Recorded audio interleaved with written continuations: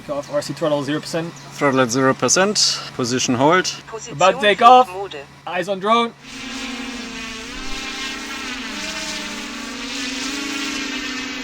UAV navigation shows en route.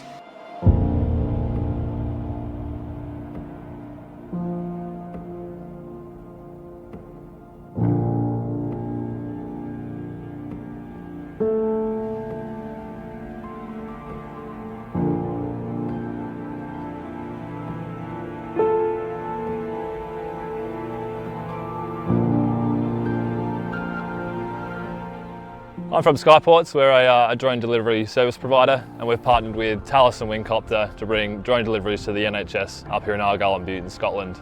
We're transporting critical medical cargo for the NHS to help in the COVID-19 response, carrying things like pathology samples, COVID testing kits and PPE from a hospital on the mainland here in Scotland over to the Isle of Mull.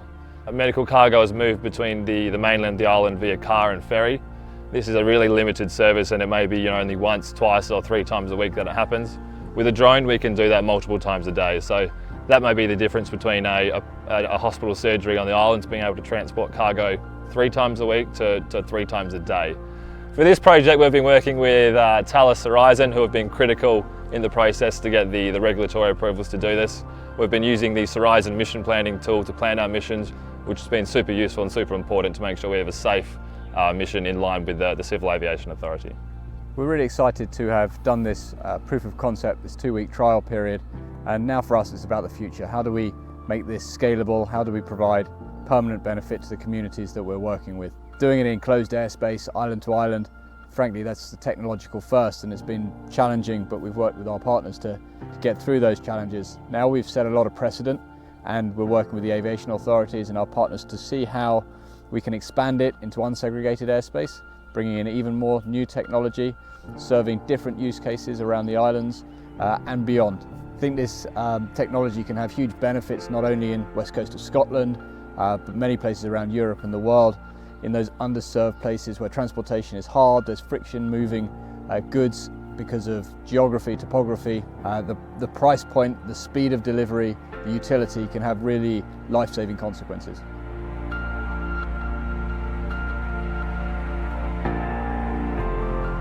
What I'd like to do now is just talk about moving forward on this project. We've seen how working together with industry, with fantastic partners like Skyports, we can achieve something truly amazing. So we've known for quite some time now just what we can do technologically with these sort of aircraft. We need to bring the public and eventually the people that are going to be using these aircraft day in and day out on this journey with us. And that's really what this project represents. We've worked with Skyports tirelessly with the government, with the Civil Aviation Authority, with the Department for Transport in order to unlock this regulatory process. And we've been given permission for beyond visual line of sight A to B flights. It's incredible what we've achieved here. But what we need to do now is move this forward. We need to learn the lessons. We need to feed the information back into the regulators so they can make informed decisions on the future of this industry. And the sky is really the limit on what we can do here.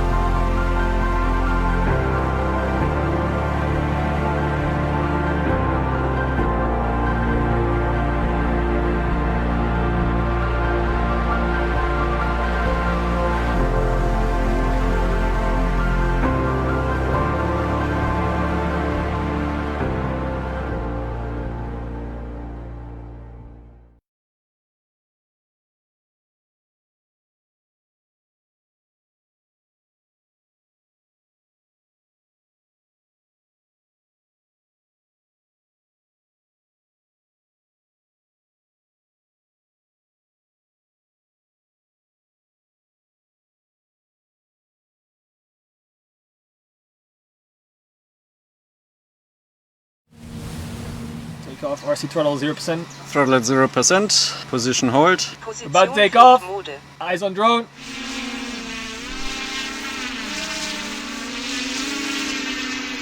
UAV navigation shows en route.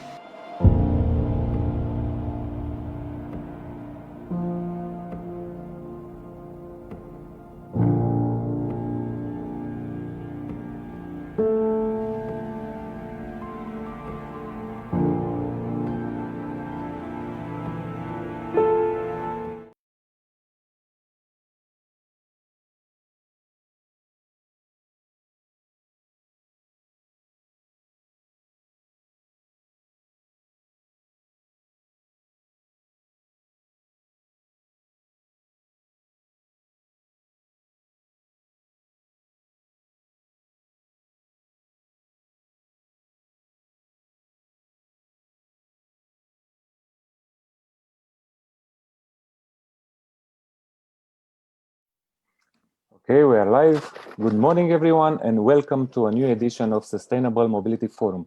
I am Dan Scarlat, Editor-in-Chief of Top Gear Romania, and I will be the moderator of the event. This is the third edition in this pandemic digital format.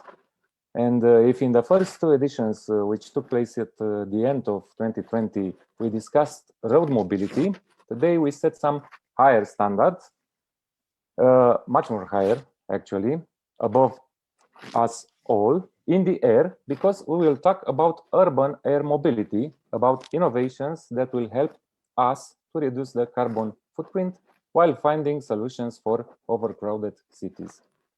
I would like to start by addressing our thanks to the speakers, partners, and audience, of course. I invite our speakers to address questions to each other whenever they feel to, and the audience to send us their questions. Before starting, I want to thank our partners today: Next Energy, Private Jets Europe, Skyports, European Business Aviation Association, and Top Gear for making possible this gathering today. I will now introduce briefly our speakers. Thank you all for being here today. First of all, Mr. Laszlo Borbély, which is State Councillor, Head of Department for Sustainable Development of the Romanian government. Good morning, Mr. Borbély. Good morning. Thank you for inviting me. Thank you for being here.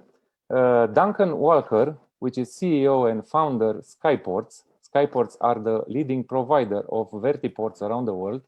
They built the world's first vertiport in Singapore in 2019 and are active in 15 cities today, right?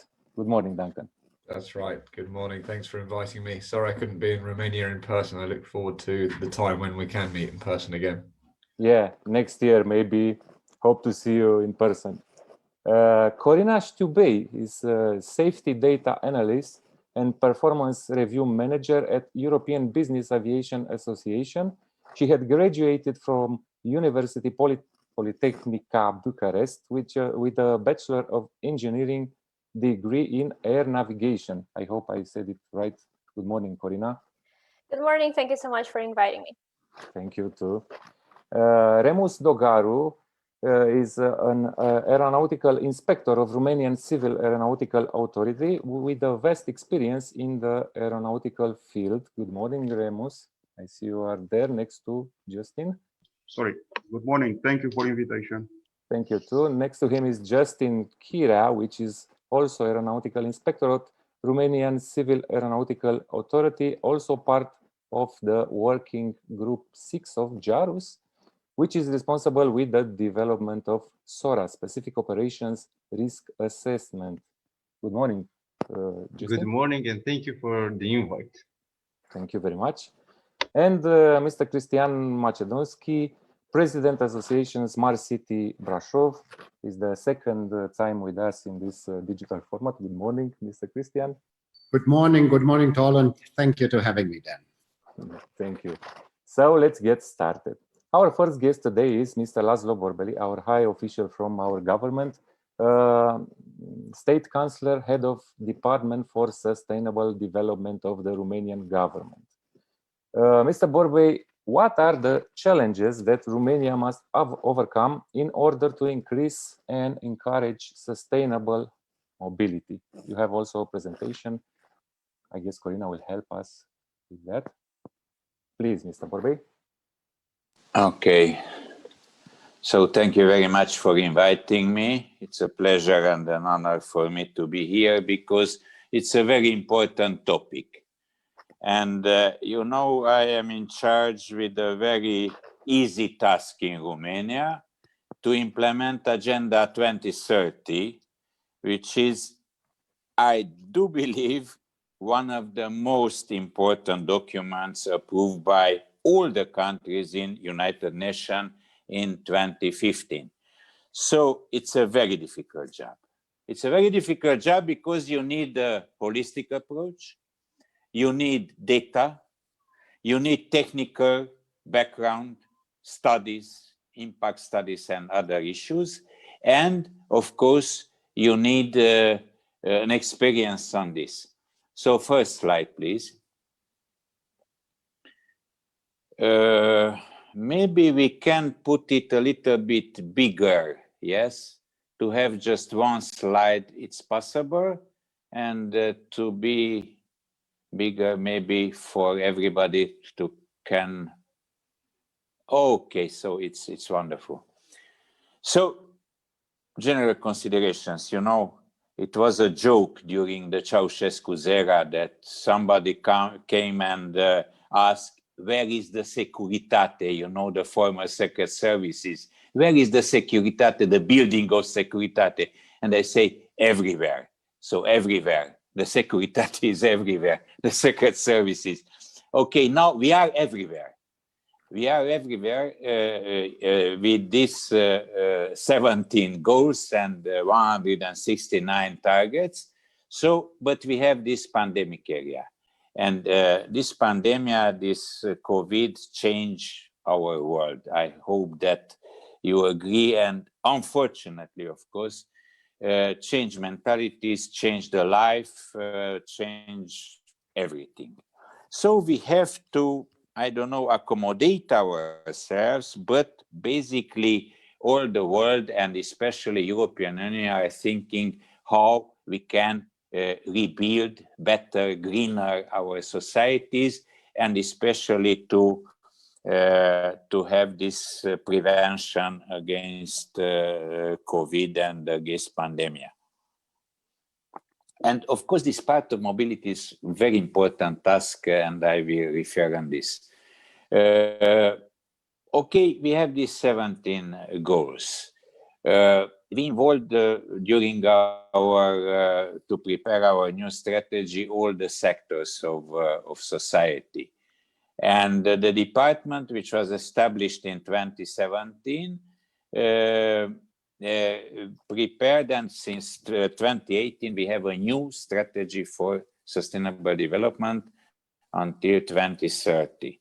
What we are doing now, in this moment, we are preparing an action plan until 2030. Until the end of the year, we will have this action plan with data, and I hope that we will be very active for sure to finalize our recovery plan until April. We have to present to European Union the Romania recovery plan.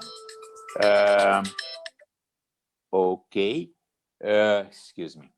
There are at least 4 sustainable development goals related to transport: health and well-being, the third, SDG 9, industry, innovation, infrastructure, and SDG 11, sustainable cities and communities, and of course, climate change. Please, the next slide. So, the most important document is Green Deal. And I was surprised in a positive way that during this pandemic, European Union has a very, very important part of the work and agree some very basic documents to how to think until 2030 regarding the Green Deal. So we have a new strategy of industry, we have a new strategy of biodiversity, we have a new action plan on circular economy, we have a strategy from farm to fork, and we are working now to a climate law on the level of European Union. It's very important. And of course, transport is one of the, unfortunately, one of the basic issue regarding the greenhouse gas emissions. About a quarter of the EU's greenhouse gas emissions is still growing regarding transport. We have a plan, a very ambitious plan to reduction of 90% of transport emission until 2050. Of course, road, rail, aviation, waterborne transport will all have to contribute. We have, of course, another document. It was just by our commissioner, Madame Valianu presented a few months ago, or one month ago, the Sustainable and Smart Mobility Strategy, putting European transport on track for the future. And it's a clear commitment of European Union. Transport should become drastically less polluting, requiring the accelerated development of sustainable alternative fuels. Green hydrogen is a very important part of this. And Romania, I have to tell you, we have a hub in Râmnicu Vâlcea, very good team of researchers. And since 30, 40 years, we are making a lot regarding green hydrogen. So we will be, I hope, very active, and we discuss with the Ministry of Economy to have a strategy on green hydrogen for the coming period. Next slide, please.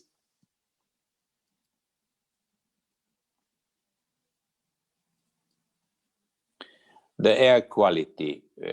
There are a lot of discussions in Romania, and unfortunately, it depends on various factors, basically the local authorities, the air quality of the cities, especially of the cities in Romania. We have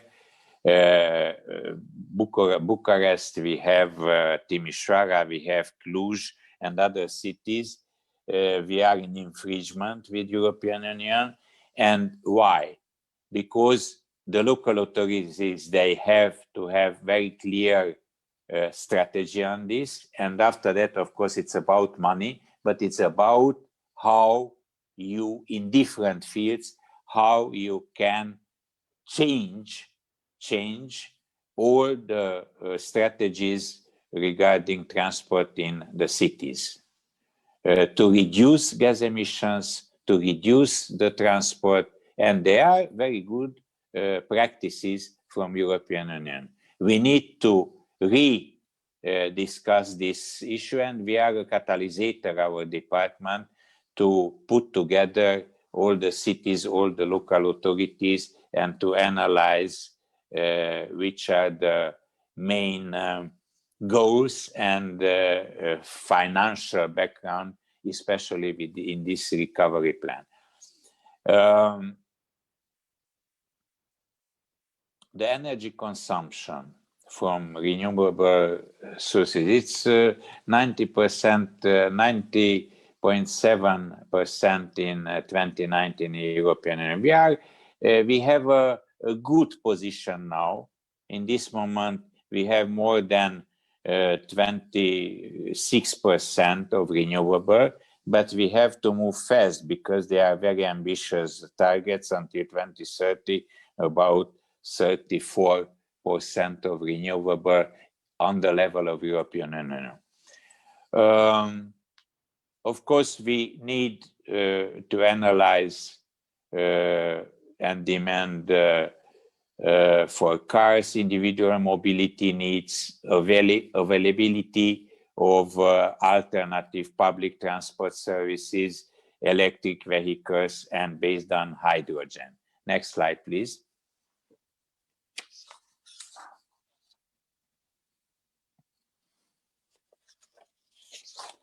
The reducing of pollution in cities, it's a result of the traffic. And of course, we need more ambitious standards for pollutant emissions. We are working on this.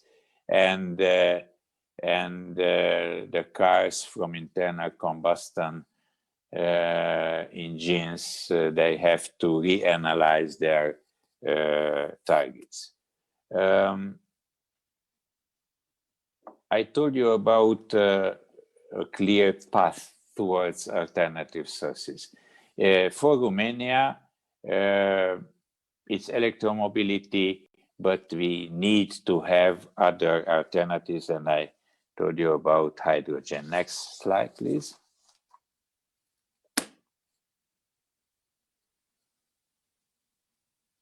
So it's you know, I am not entering details because we have no time, but it's a type of different for electricity, of course, hydro, coal, hydrocarbons, wind, as you see, which is in this moment regarding the value and how many megawatts are produced in different in this figure.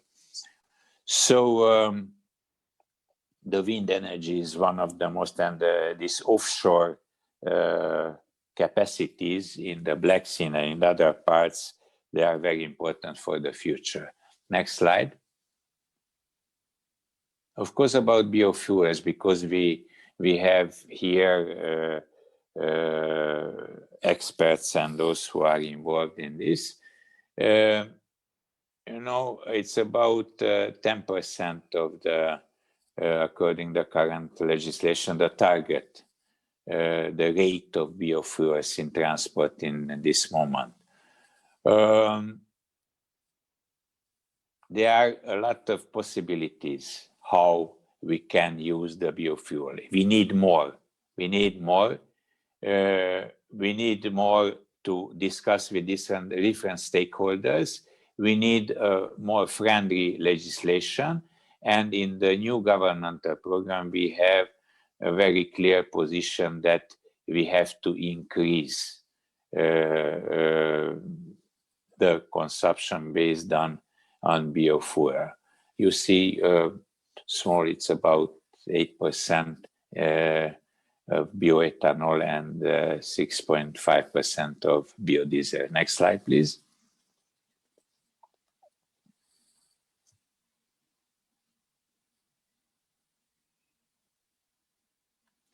We are a big producer of rape and rapeseed oil, and it's very important for Romania to use more in biodiesel production this opportunity from Romania, and it's just, you know, from 4% in 2028 to 5% in 2011 and 6.5% in 2016 is a very low level of the increase of this this mandate.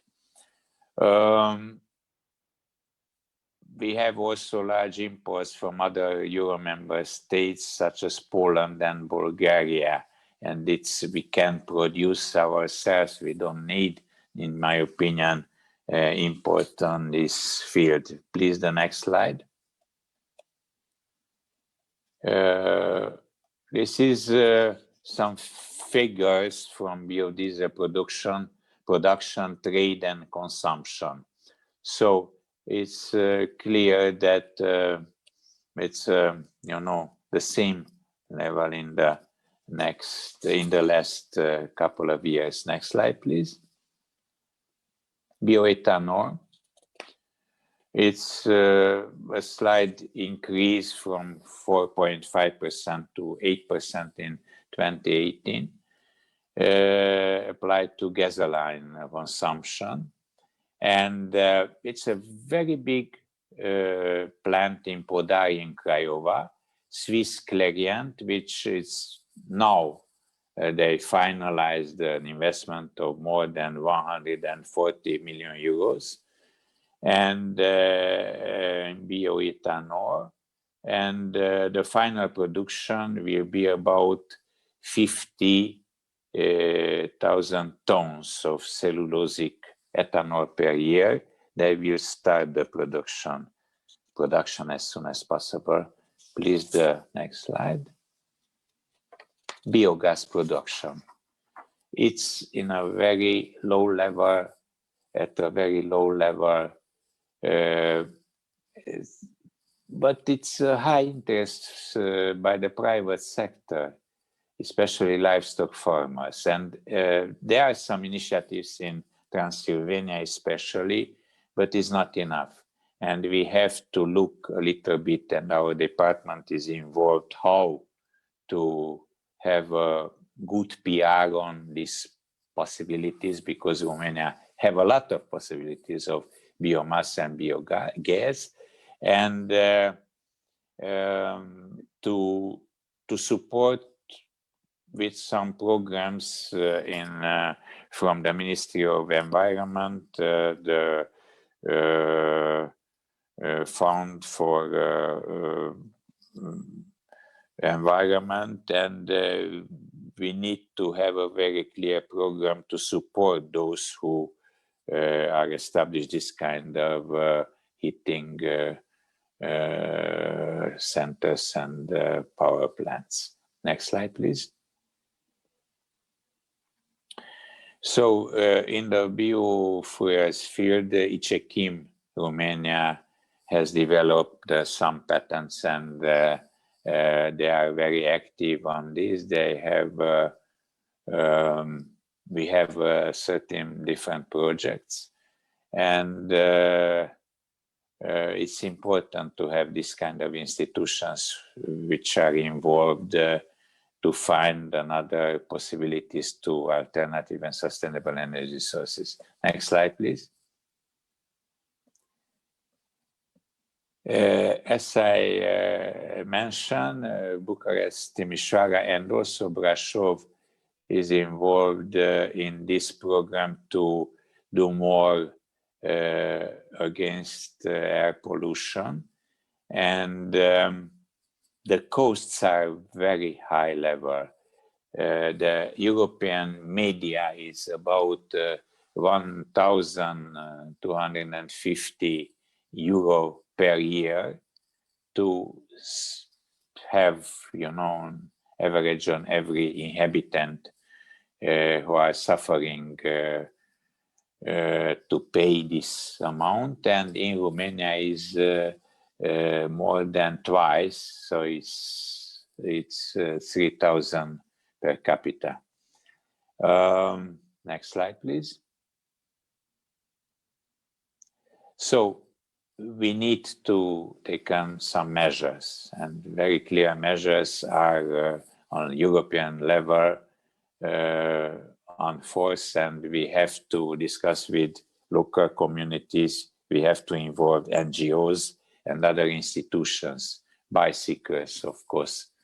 I don't need to say how important are to have possibility to have the bicycles also on local areas, on metros and in other possibilities to get them.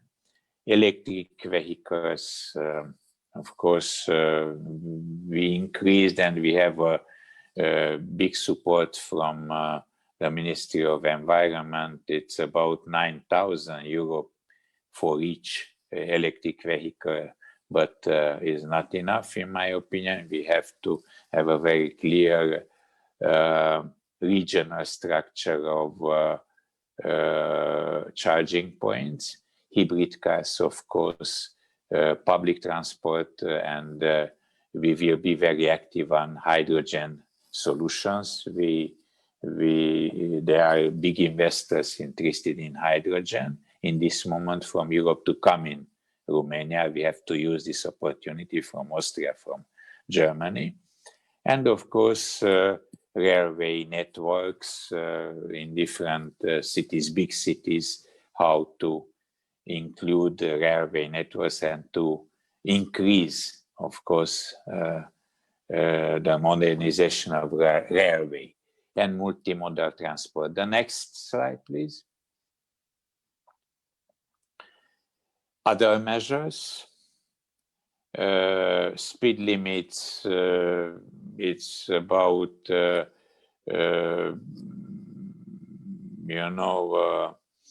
a monitoring system to have a more clear and a lot of this kind of identification of different parts of the cities with this monitoring system, because they need local measures in different parts of Bucharest.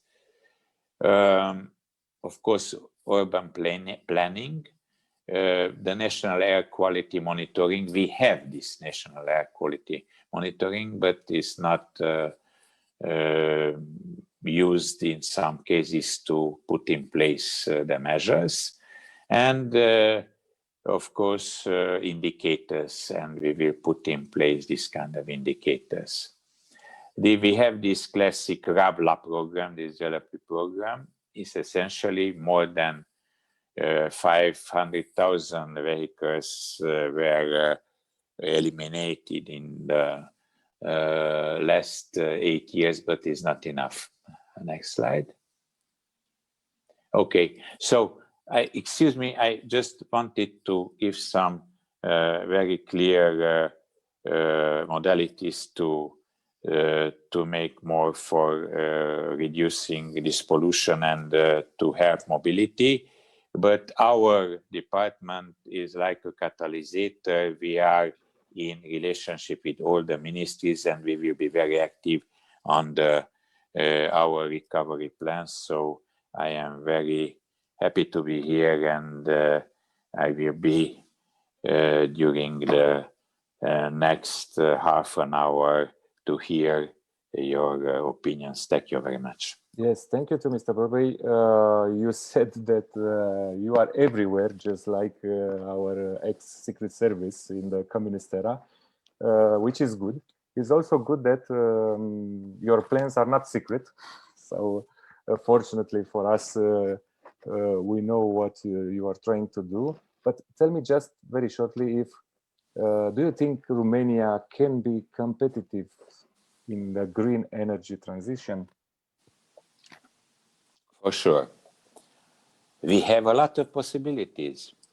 We have, you know, as you saw our figures, we have hydro, there's water, yes. We have a lot of resources, and we have to be very careful to the nature, but we have possibilities to produce energy.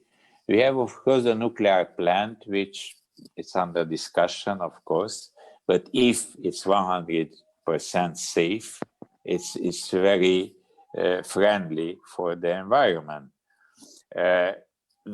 We need a mix of gas and oil, and of course we have a problem with fossils, with coal. We need, and we are discussing now the new strategy, a new strategy for energy linked to the climate change.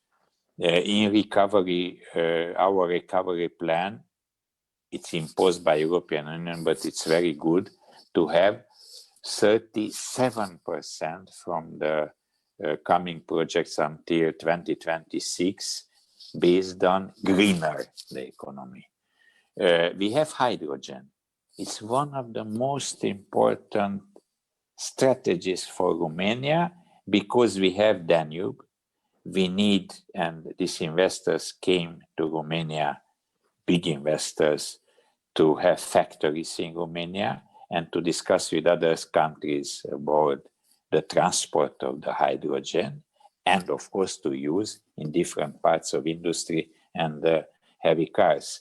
So yes, in this moment, but we need to have a very clear strategy and to have projects on this field. Great. Thank you very much. It's nice to hear that. Now, before inviting Duncan Walker to tell us about Skyports, we will run a movie about the technologies they are developing.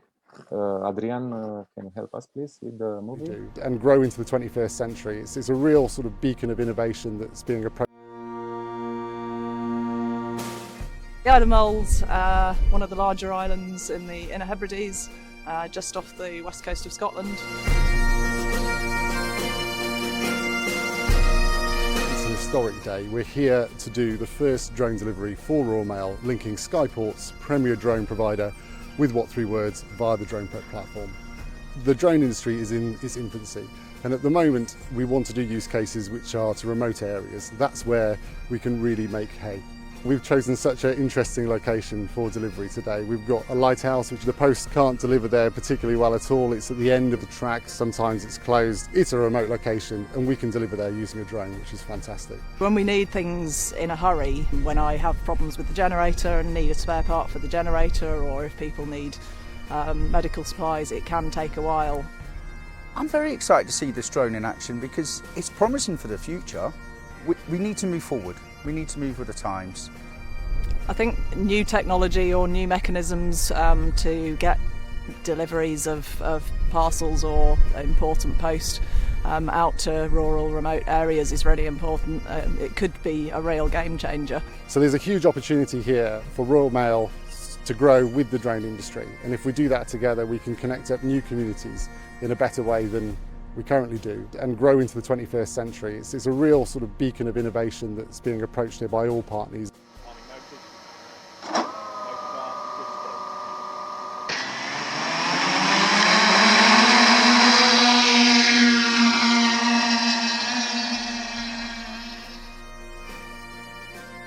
The day that we had the call with the CCO of Royal Mail to say they were interested in drone delivery was just the biggest day for the drone sector, let alone all the people that are part of this project, including Drone Prep. It just goes to show how far we've come in a short space of time, that now Royal Mail, the premier delivery partner in the UK, are looking at this to solve small parts of their logistical challenges. I'm really excited to be the first recipient of a drone parcel delivery from Royal Mail. It's such an interesting technology and could really change how post is delivered to rural, inaccessible locations. I can see us supporting Royal Mail with drone delivery in the sector, that we can connect the remote areas to infrastructure and that we can deliver for Royal Mail the packages there in a super efficient and fast time. We're here to supplement and complement the existing supply chain. There is an opening for a drone to get to people quickly and faster than maybe we could on foot. So what we've seen here today at Runengale Lighthouse is a glimpse of the future. It's incredibly exciting. You've been absolutely awesome, Isle of Mull. We can't wait for next year.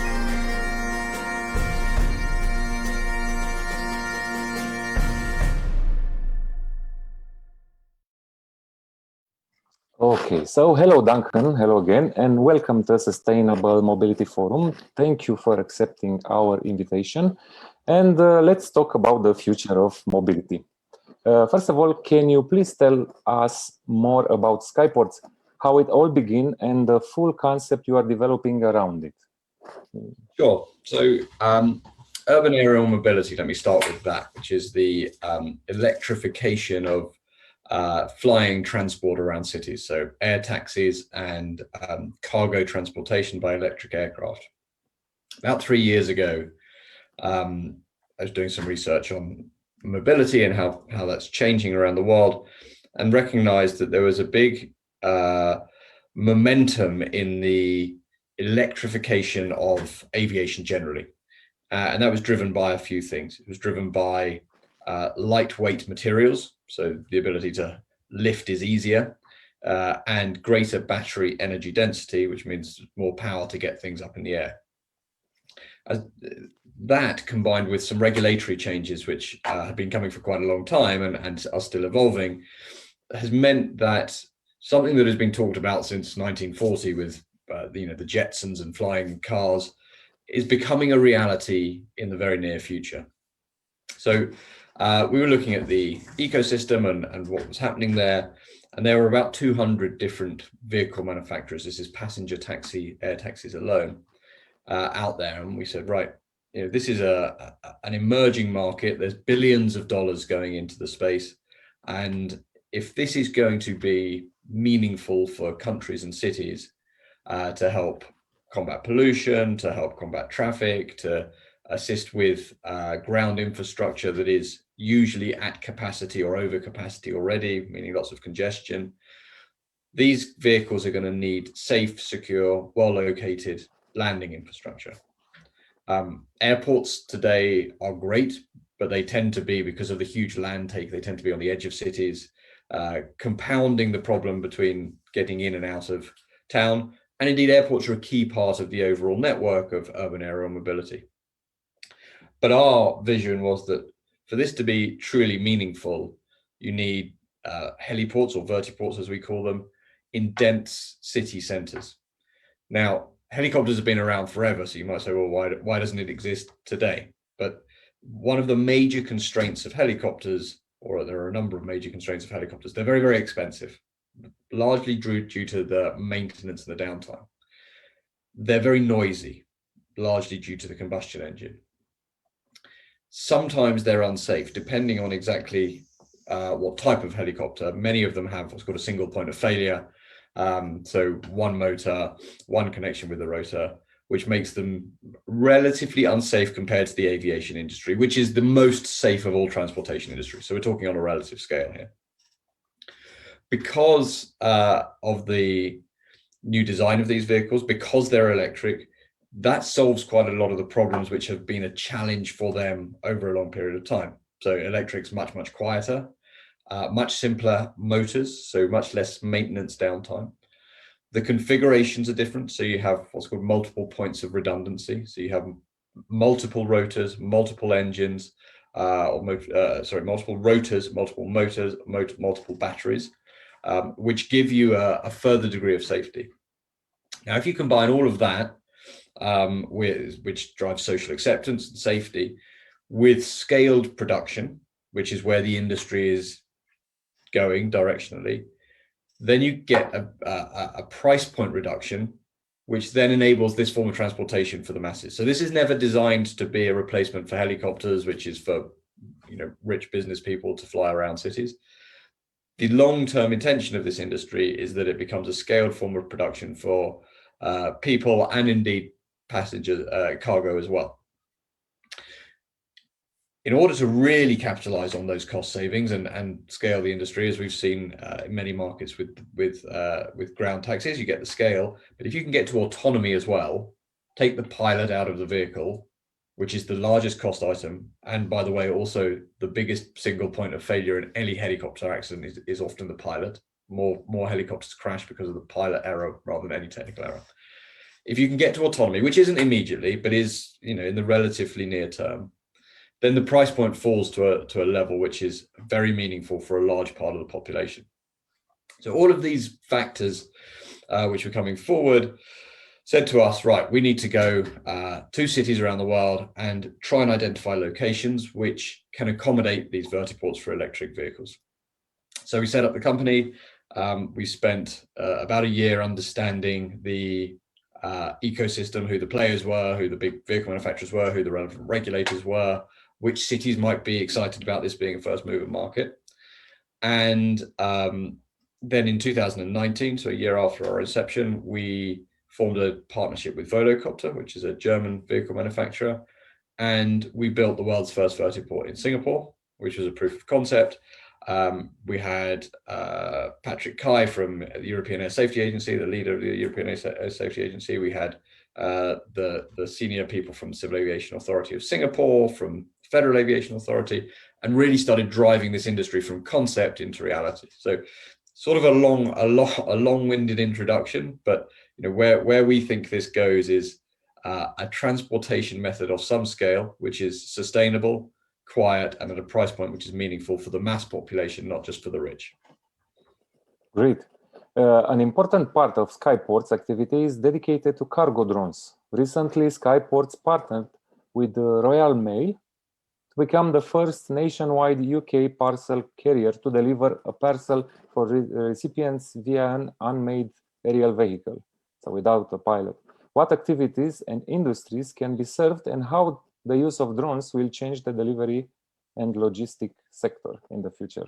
Yeah, it's great. So a really exciting part of our business. So we do the heliports and we do deliveries by drone. So last year, we worked with Royal Mail to do their first parcel delivery, as you say. We delivered a parcel to a lighthouse off the coast of Scotland. We also spent a long time with the National Health Service, delivering COVID testing kits from the mainland to outlying islands. And we're back there actually next week. We start phase 2 of that, which is a much broader network, a wider trial area, flying pathology samples and other goods between the main hospital and the outlying islands. So if you think about that kind of geography there as a starting point, you're going over sea, you're going over mountains, you're going over lakes, you're going over rivers. The roads are pretty inefficient because they have to navigate all of this topography on the ground. And what we could do there was change a journey which takes 6 hours by ferry and car to a journey that takes 15 minutes. So we're flying there 17 kilometers, what's called beyond visual line of sight, between outlying islands and back, flying 15 or 16 times a day, really changing the dynamic of the supply chain there. That we see very much as a starting point for what this industry can deliver going forward. Now, when you're dealing with these drones, a lot of the regulation, as my regulatory colleagues here will know, a lot of the regulation is new, it's emerging, and in fact, quite a lot of the technology we're developing is in lockstep with the regulatory environment, because everyone's learning together and building the answers together. So what we how we see this playing out is rural environments we focus on a lot to start with. Healthcare we focus on a lot. Obviously, the social acceptance around healthcare is very, very good, particularly at the current time. And over time, we see that moving into suburban environments and then into urban environments. And that's all about risk mitigation. So, if you're flying over the sea, or if you're flying over unpopulated areas, your ground risk is pretty limited. Those areas tend to have less things in the air as well, so your air risk can be managed. So as a starting point for social acceptance, for regulatory proving, for proof of concept, we look to more rural areas, and then we see it going over time towards urban areas. We see it moving from healthcare, which will always be a fundamental part of the drone delivery network because it's high value, it's urgent. There's lots of reasons that make healthcare a good part of this industry. But over time, we see that migrating more to e-commerce, to logistics, and into more urban environments. Thank you. You said that Skyports is building vertiports. Can you let us know some peculiarities, design, locations, problems that will be solved with reference to city transportation?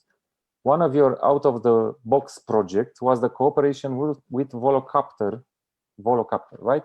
And the first passenger vertiport prototype in Singapore. Can you share more info for our audience? And please, Adrian, can you put us the slides? Yeah, thanks for that. So this is the Volocopter. Like I say, there's about 200 vehicle manufacturers out there at various stages of design and development and certification. First point to say is all of these vehicles are certified by either the European Air Safety Agency in Europe, or the Federal Aviation Authority in the US, or the regulators in their country. So the level of safety threshold for all of these vehicles is no less than a commercial airliner, which is important for the industry as a whole, for public perception, for the safety and efficiency of these things. Second point to note is all of them take off and land vertically. So whereas many of them have a wing, they all can land in constrained environments, i.e. city centers. You don't need the big runways of traditional airports. The third point to make is all of them are electric. Now that has the implications that I've talked about of noise, of safety, of reduced maintenance, of the potential for autonomy going forward. And in Singapore, as a proof of concept, and we're launching commercial operations there within 2 years, we have a partnership with Volocopter. Volocopter is one of the leading German manufacturers. They anticipate getting their certification from EASA within the next 18 months to 2 years. And you can see on the vehicle there some of the safety features that I've talked about. So multiple rotors, in fact, there's 18. Each of them has an independent motor. So you can get one of them failing. There's no vehicle performance issues. There are 9 batteries in there. So if one battery fails, you've still got the other 8. So there's lots of things that can go wrong. Of course, the anticipation is they don't go wrong, but like all things to do with aviation safety, you want multiple backups in case things do go wrong. So this vehicle here, VoloCity, this will be operational in 18 months to 2 years. You can carry 200 kilograms, so 2 people, or indeed cargo, doesn't matter what you're carrying, aviation level of safety, and the commensurate cost saving with being electric. I'm going to flick onto the next slide. We always talk about noise as something that prohibits urban use of helicopters at any great scale in most places. But noise is an incredibly difficult thing to conceptualize in the abstract, because people perceive it differently. You can't sort of conceptualize it in your head. The other problem with noise, a technical problem, is it's measured on a logarithmic scale, not a linear scale. So actually something that is twice as noisy doesn't reflect twice as noisy on the way you measure noise. Here's an easier way to understand it. If you see on the left-hand side a volocopter hovering at 75 meters. Now, likely height threshold of these things is 120 meters, so they're never going to be very high in the air. But even at 75 meters, it is somewhere between existing road noise in New York and normal speech, i.e. it's very, very quiet. One of the things that we discovered when we flew around Marina Bay in Singapore, and we've got some fantastic video footage of it, is people walking along the sidewalk with the volocopter behind them at 70 meters. They don't even turn around. You can't even hear that it's there unless you know it's coming. Even on landing, it's not that much more noisy than traditional or existing city environmental noise. So a key part of enabling the overall system. You want to jump onto the next slide? I think this is probably one of the last slides.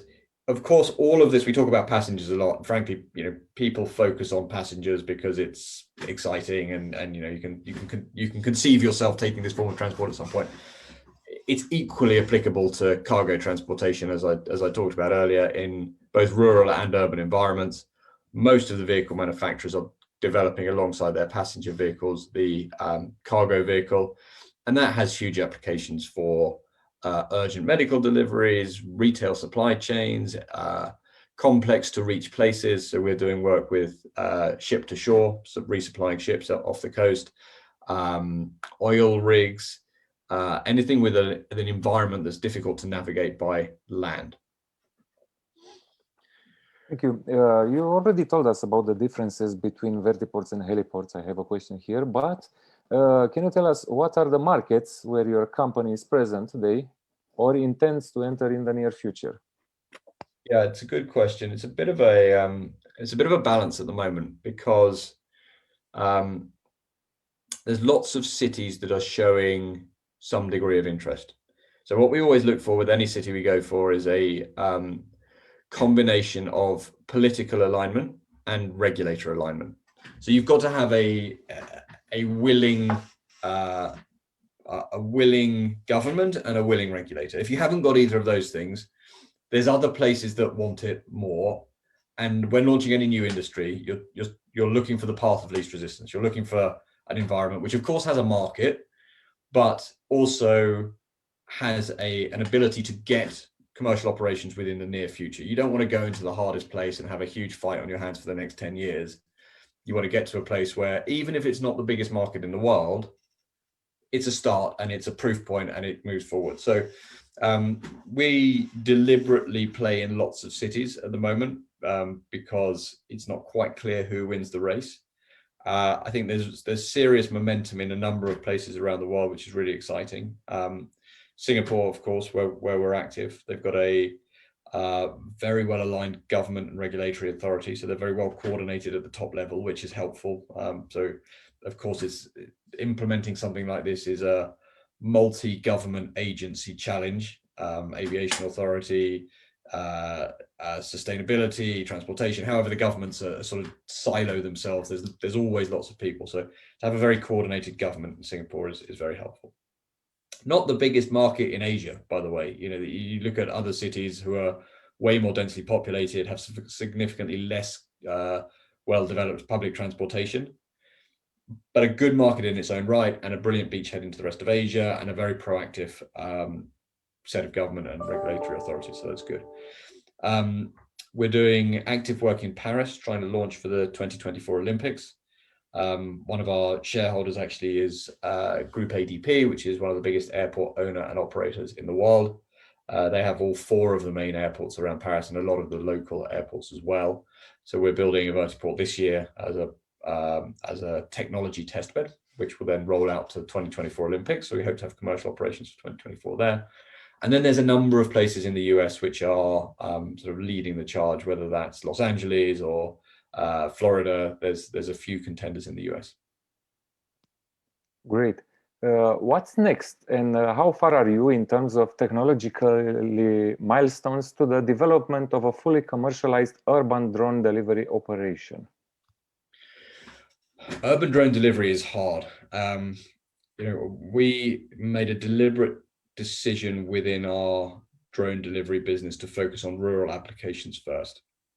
So when you're doing drone deliveries, you're interested in ground risk and you're interested in air risk, as well, of course, as business case, but from a risk perspective. And if you just consider an urban environment, the ground risk is of course higher because you've got way more people, more buildings, it's more complicated. The air risk is generally higher because there's more stuff up in the air. All of it is possible.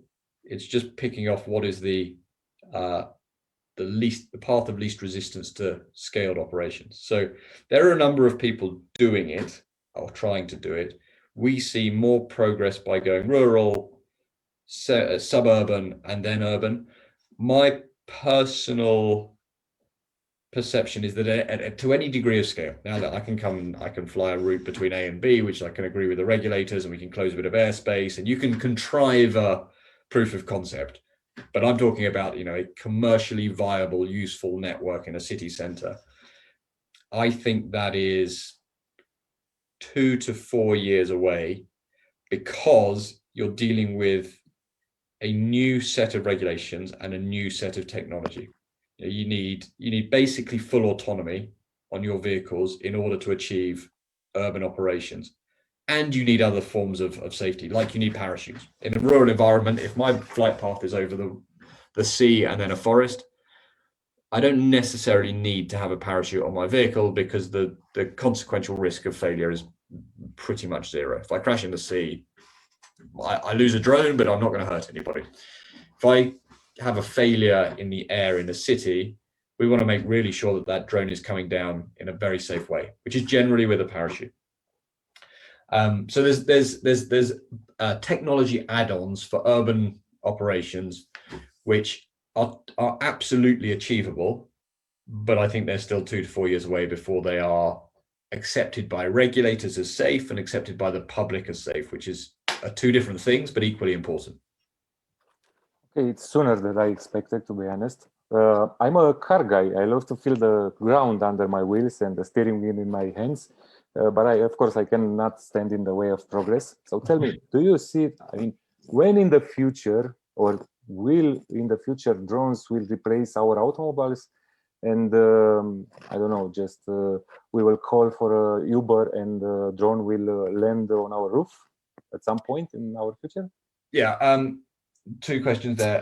I don't think they'll ever replace the automobile, and frankly, that's not the intention of the industry. It's an additional form of transportation, and a lot of the focus we make is on multimodality. How do we connect with other forms of transportation? We don't think that this is a replacement for ground transportation. We think is in addition to an overstretched network. So when we, another one of our shareholders is Deutsche Bahn, which gives you the German railway network, which gives you a good indication as to how they think about it. They're very good. Railways are very good at going in straight lines. They're very bad at going perpendicular. So bolting these forms onto existing transportation methodology is absolutely our focus. It's not a replacement for ground transportation. It's in addition to the network. It might make the experience of driving a little bit more pleasurable, because actually, if you look at driving in urban environments, your average speed, if you're in New York, is 4.5 miles an hour. That is not a very pleasurable driving experience. So maybe we take a little bit of the load off the roads, but it's not a replacement. The when do you call an Uber piece is a very interesting question. So, not every building will have a vertiport because of practical things like space and ability to get to the top of the building, but also from safety reasons, like you can't have 4 vertiports operating from 4 buildings very close to each other. Ultimately the technology is probably there to cope with that, but it's not required. Like you don't need a subway stop on every corner of the street. You build a network that accommodates with a reasonable period of time the transportation saving. So that network will evolve over time. It won't be tomorrow. It will evolve iteratively. But what is interesting is the Uber example that you raise, where I see in the very near future optionality coming in is if you go to book your Uber, you get choice. You can say, right, you can sit in a ground taxi and it will take you 90 minutes and it's going to cost you $30, whatever. Or there's an option of walking to a vertiport, getting an air taxi, and then doing the last 2 miles by a ground taxi. And that might cost you $50, but it's going to be 30 minutes. So then you have a decision to say, right, do I want to save an hour or do I want to save $20? And that's a choice. And I see that being in the next 2 to 3 years for sure. Great. Okay, Duncan, thank you very much for sharing with us this information. I invite you to stay with us for the rest of the event. If you have questions for our next guests, please address them anytime you like. My pleasure. Thank you for the opportunity. Thank you. Our next guest today is Corina Știubei. So Corina, please tell us about few words, about European Business Aviation Association and its role in the aviation sector. And also you have some slides for us, I guess. Yeah. So first of all, thank you once again for inviting me. Good morning, everybody. I am here representing the European Business Aviation Association. That's EBAA. We are an association dedicated to business aviation, and we have been around, and when I say we, I'm talking about Business Aviation Association, for almost 45 years. So founded in 1977, next year is our 45th anniversary. And as you can see, sustainability is already part of our mission. We want to enable sustainable, responsible growth for business aviation to enhance connectivity and to further create opportunities. And business aviation doesn't only mean business aviation operators, whether they are commercial, private, or corporate.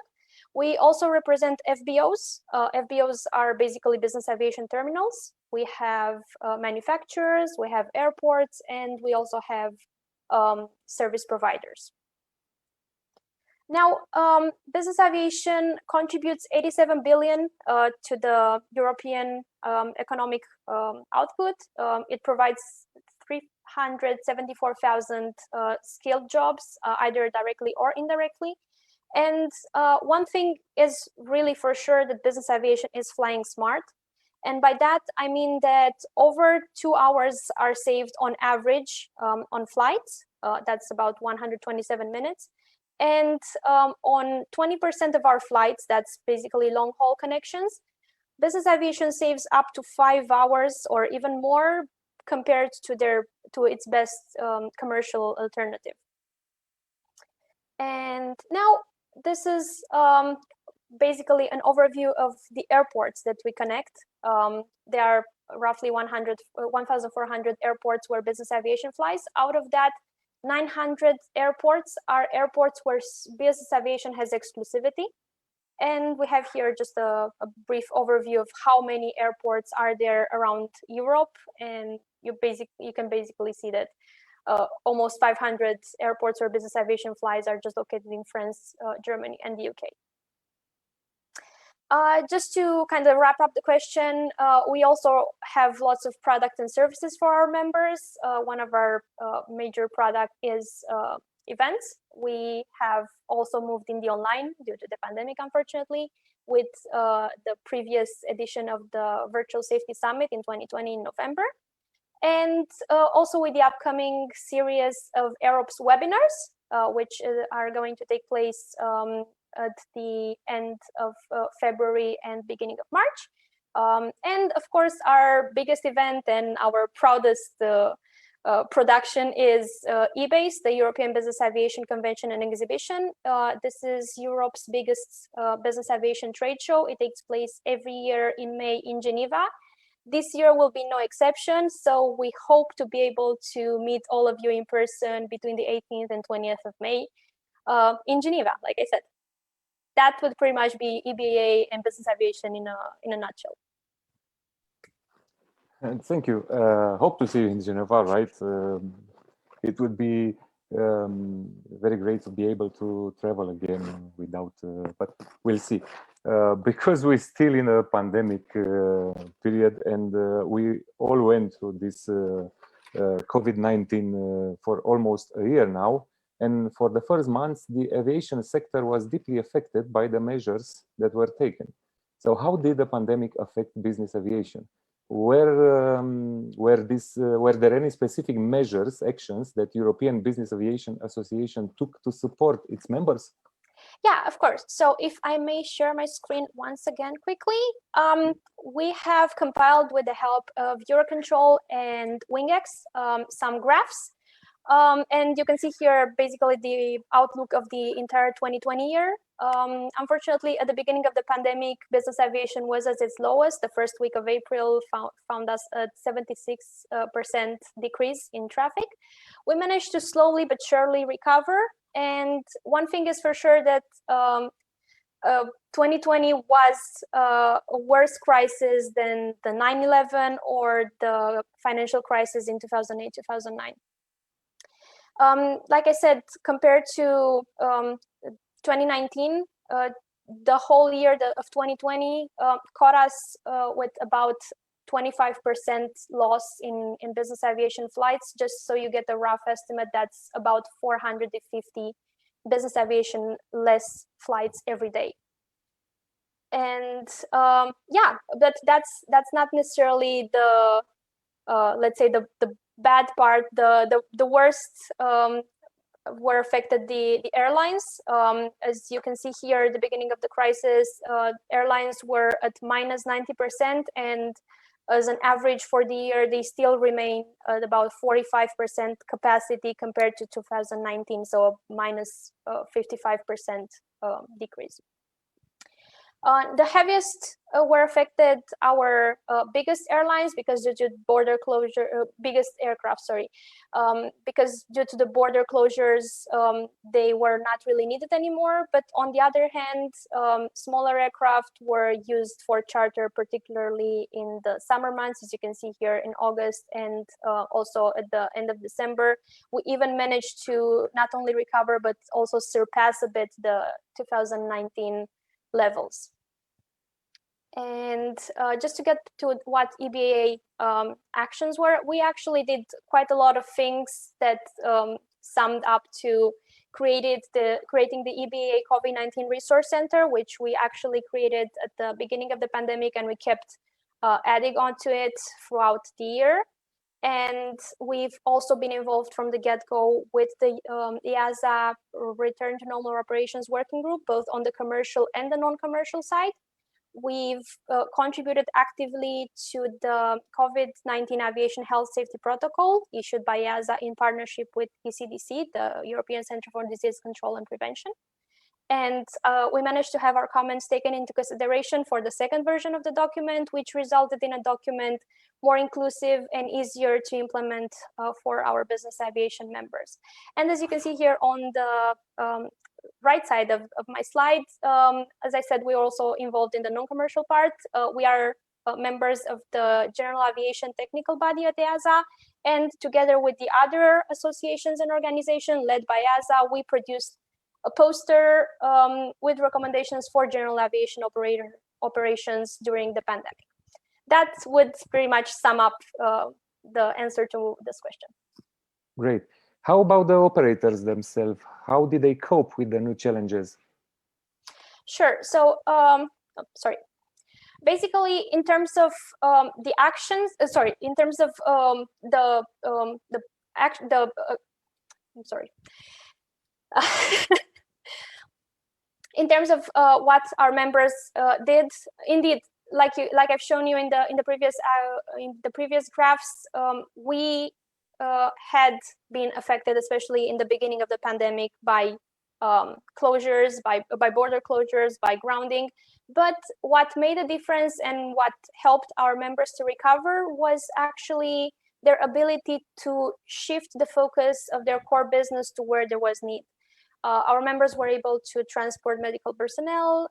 They were able to transport medical supplies. They were able to modify their aircraft to either airlift COVID passengers in a safe, secure environment, or they were able to carry cargo in their passenger cabin. So there were actually ways for business aviation to still operate even if at lower capacities and to still feel needed. Most of our members are actually small businesses with whose owners are entrepreneurs and they are problem solvers. So that actually came into their benefit. We, as a DBAA, we lost about 140 members between March and August, but until the end of the year, we managed to recover roughly half of that amount. Not necessarily the same members. Some of the new members were actually ventures created during the pandemic, so there was a bit of a light at the end of the tunnel. Also, even if aircraft were not flying, the aircraft owners sometimes still needed managing companies to look after their aircraft. And also some owners and aircraft operators saw the pandemic as an opportunity for the long due overhaul of their aircraft, especially in terms of avionics and interiors. And actually, Garmin, for example, reported one of their best year in sales in 2020. So yeah, that's pretty much what happened. That leads us to our next question. Were there any lessons learned and changes that are actually beneficial in the long run? Yeah, of course. So, well, without trying to diminish the impact that the pandemic had throughout over the entire world, we want to have a positive outlook towards the future. So we saw that digitalization and less bureaucracy as mandatory long time ago, and we were actually very happy to see that one of the goals of the European Commission is making Europe fit for the digital era. So the pandemic was a bit like the straw that broke the camel's back, or the drop that filled the glass. But I'm saying that in the most positive sense. The pandemic was sort of an accelerator. We saw less bureaucracy, less bureaucratic measures. We saw an acceleration in the issuing of documentation, and also a higher acceptance of documents presented in an electronic format on a tablet rather than hard copies. And we also saw, together with the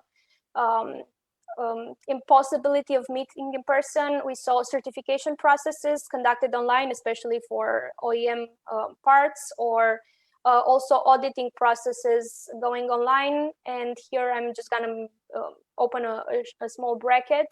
ISBEO, the International Standard for Business Aviation Operators,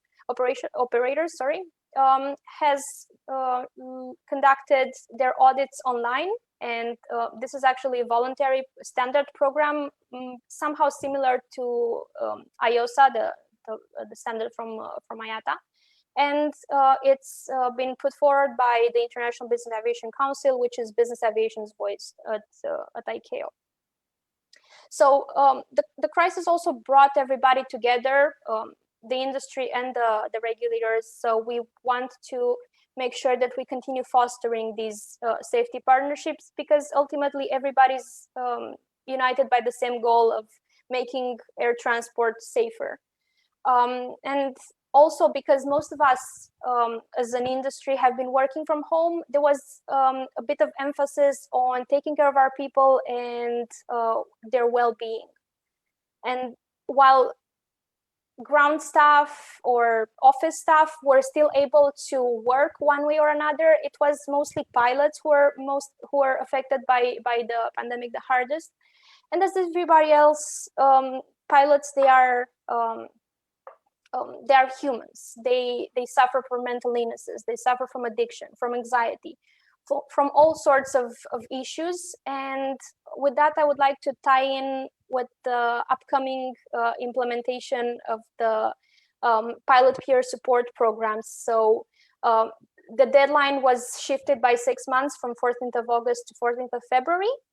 And throughout these 6 months, those who managed to implement already their program had a chance to test it, and those who were still implementing it had a chance to actually tweak it even better to suit the needs of their staff. And yeah, at the end of the day, to kind of wrap up this, we just want to make sure that we take care of our people, that we listen to each other, that we learn from each other, and yeah, to just stick together as an industry. Great. Now, I would like to ask Remus Dogaru and Justin Kira some questions about rules and legislation in aviation. As I mentioned before, Remus and Justin are aeronautical inspectors for Romanian Civil Aeronautical Authority. So, gentlemen, first of all, what are the latest news in UAS domain, and what are the applicable rules and regulations for UAS operations in Romania? Hello again. I would like to start with a short history. First of all, in the US domain, we had the national rules because the European regulation did not come only, it came out only after 2019. So before that, we had all member states had their national regulations. So in Romania, we had two main laws. That was the first one. It was the Air Code, and the second one was the Government Decision 912 from 2010. The Air Code, it's national legislation applicable to all Romanian and foreign operators. It's based for all manned and unmanned aircraft. It was, and it still is, based for all types of aircraft. For the government decision 912, it is presented only the rules that you need to obey for using your aircraft in the national airspace. So it was presented what are the main approvals that you need to fly in the Romanian airspace. From 2019, there were EASA created two regulations. The regulations 945, which is a regulation for market surveillance for drone manufacturers, and it presents some classes or characteristics for the drones. I mean that all manufacturers are creating some special characteristics for each type of drone. The second one is the regulation 947, sorry, that was applicable, and it started to be applicable from 31 of December in 2020. So it's quite new, but this regulation specifies the types and the rules for using an unmanned aircraft as a hobby or as a professional domain. It presents the main operations, the main category of operations that you can do with an unmanned aircraft.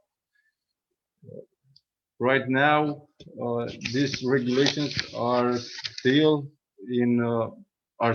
modified, and are being discussions held at the European Commission to develop other regulations for certain domains of aviation, such as airports, such as air traffic service providers, and so on and so forth. Thank you. Thank you. What are the main changes and differences from the unmanned aviation system national laws? Okay, good morning again, and thank you. The main changes regarding the pass from the national law applicable to UAS domain and the new European law contain a following aspect. So in the past, before 1st of January, All drones from who are intending to operating in Romania must to be identified in Romanian CA. The Romanian CA give an identification certificate for each aircraft. There are no any obligation for the operator to have one certificate or license for operator. So they have only identification certificate and no else documents. And also they must to fulfill the legislation, the aerial code and the governmental decision 912 from 2010. The most important problem is no any aircraft, manned and unmanned aircraft is not possible to take off and landing in a city perimeters. After the 1st of the January, the legislation is changed, the new European rules come in force, and the obligation for operators of the drone is changing. So now, using the platform, the online platform, we are finding in a website, the Romanian website, Romanian CAA website. You identify like operators, UAV operators, and you obtain unique identification code. The unique identification code must to be applied on each aircraft, unmanned aircraft we are intending to using in a flight operations. Okay, this procedure is applicable only for flight operation from the open category. Open category is defined very well in requirements, the European requirements 947 from 2019. There are certain limits. It's 1,000 meters high. It's a visual range, and the drones not to be over 25 kilograms. Okay, so also in open category, you must have a certificate, pilot certificate, and this certificate, this document is obtained also online. There's no any interference with the CA, is a low-level interference with the CA. All these requirements from the European law is now available on the CA website. So it is possible to have a unique identification code and obtain to the license for open category. In a specific category, now is necessary to obtain the declaration or to have authorization or to have a look. Look is a higher possibility to operate in drone area. So maybe it's possible to using in a cargo transport with a look. My colleague tell you later about this. And now it's possible to perform operation in city area. So the limitation for landing or takeoff from the city perimeters is removed, and there are now defined some limits in aerial code from March 2020. Sorry, it's Article 14. Okay, there are a lot of changes, and substantial information or more information we find in Romanian CAA website is a special part for drones. Thank you. Thank you. As I know, there is a specific category of drones, the small ones, the ones that weigh less than 250 grams that did not require certificate or pilot certificate. That's what I'm saying, only for the ones who watch us and want just to operate a small drone for photography or videography, and without carrying something with a drone. But otherwise, when you can see, let's say, pizza deliveries in urban areas with a drone? Well, as Duncan previously said, it's all about the hazards that apply for that can appear for an operation. I mean the fact that you need to evaluate some risks if the drone has a malfunction. The risks are based on two types of categories: air risk, the aircrafts that you encounter, and the ground risk, the people that are on the ground and you fly above them, and they do not know about what type of operation you're doing. They are not involved in your operation. So this opportunity for cargo transport or deliveries, it may be done, but it only depends on the operator and how he evaluates his operation. And I will try to be more exact. This evaluation, as Duncan said, it's better and it has a lower risk in the countryside than in the urban area, because in the urban area you have a lot of people that are always, and I will take the example for Bucharest, every time it's a full on street, so it's a crowded place, so the operator must know what are the risks and who and how many people are there. So this delivery, it may be done in a specific, in the specific operations, in the specific category, but they must evaluate their own operation.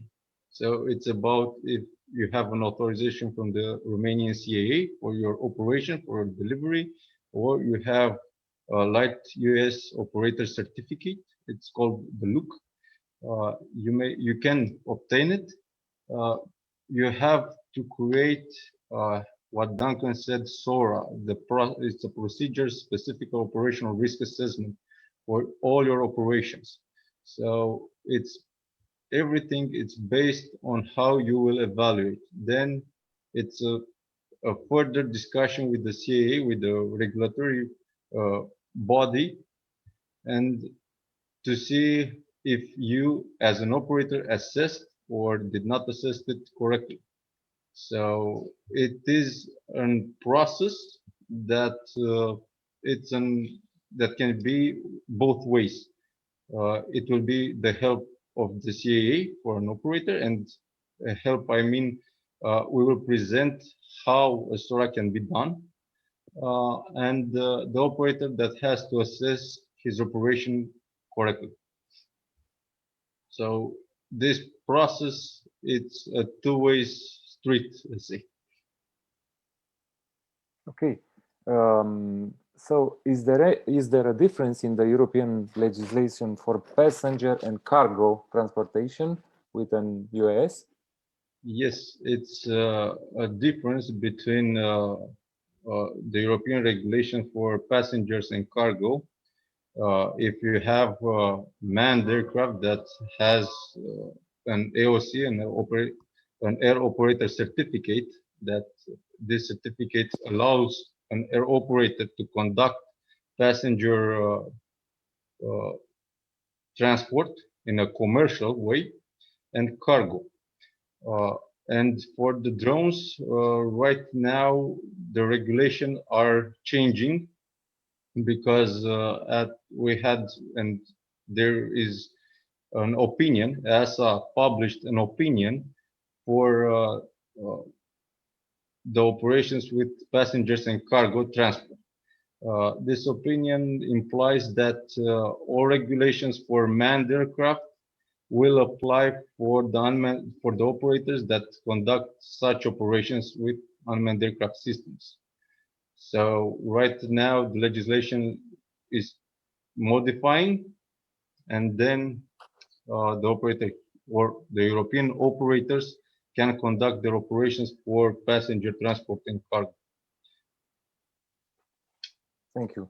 So because we are talking here about innovation in aviation, I will go back for a little while to Corina and ask her, how does EABAA foresee the future of business aviation? Are there already any initiatives, particularly in the areas of innovation or sustainability, that you can talk about? Also, can you tell us a bit about the initiatives revolving around sustainable aviation fuel and the reduction of carbon emissions? Yeah, of course. So, as you probably also noticed from Duncan's presentation, the urban air mobility sector is pioneering a host of new technologies and new business models. But at the end of the day, they have a simple market driver. They want to provide bespoke services for a specific sector of customers to maybe transport them from point A to point B when there is no other alternative at the time that the passenger chooses within the constraints or the choice of the passenger. And they will actually do that. And what we saw at EBA is that it's basically the same business model that our operators have. It's the same type of service that we offer. We also had a chat with a series of conversations with our board of governors in 2019 to kind of define what is our position in this market segment, and it has been agreed that we are ideally positioned to kind of take the urban air mobility and also cargo drones under our own umbrella. Now, to kind of touch a bit upon use space, and I know that my colleagues from the Romanian CA will address it a bit later. We are also involved in the use space initiative, in the sense that we are following the regulation and we are trying to make sure that it is appropriate and suitable for all airspace users. So we are the biggest supporters of including drones and urban air mobility solutions, but as long as also the constraints that the current infrastructure is posing for all of us. If the concept of how is it called? The concept of dynamic airspace reconfiguration is not properly defined, it will lead to more airspace infringements and less safety margins. So this is not something that we're looking forward to, and we've been part of a group which is called We Are All One in the Sky, who actually just released an open letter to the European Commission this Monday, discussing the points where we would like to offer our support to address. Now, getting to the part of sustainable air mobility and sustainability and sustainable aviation fuel. At EBA, we have actually had a couple of initiatives. There is a label called STARS, initiated by a group of young professionals, and they are basically militating for an improved training and awareness of sustainable measures that can be taken. Also, we are one of the initiators, one of the associations that initiated the Sustainable Aviation Fuel Coalition. And if you just excuse me for a second.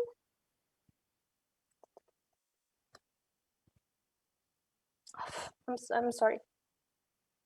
No problem. Take your time. We still have some time left. Yeah, sure. So yeah, basically, what the Sustainable Aviation Fuel Coalition was created to address basically a knowledge gap and make sure that the sustainable aviation fuel is available at all the crucial points at manufacturers, at FBOs, and it's available also on regional, national, and international scale. That would pretty much be it. And of course, we are advocating as much as possible for a synergy between CORSIA, the Carbon Offsetting Reduction Scheme for International Aviation, and the EU ETS scheme. Thank you. Remus and Justin, taking into consideration the global warming process, are there any procedures, regulation that apply for UAS operation for environmental protection? Yes, we have some, but it's a very low level. We have some aspect about the noise for small drones. You find a separate chapter in requirements 945. They are addressed for the producer, the manufacturer, and is a small, also small chapter or small mention in a 947 about the responsibility of the operator to fulfill the local law regarding the environment protection. This is only for, if you want, for open and specific, but when the EASA published the new rules for certified category, clear, we have a very knowledgeable or very not very complete framework about the environmental for the drones. Let's see what happened in this area. My colleague tell about the policies or the Commission, the European Commission policy regarding the environmental. So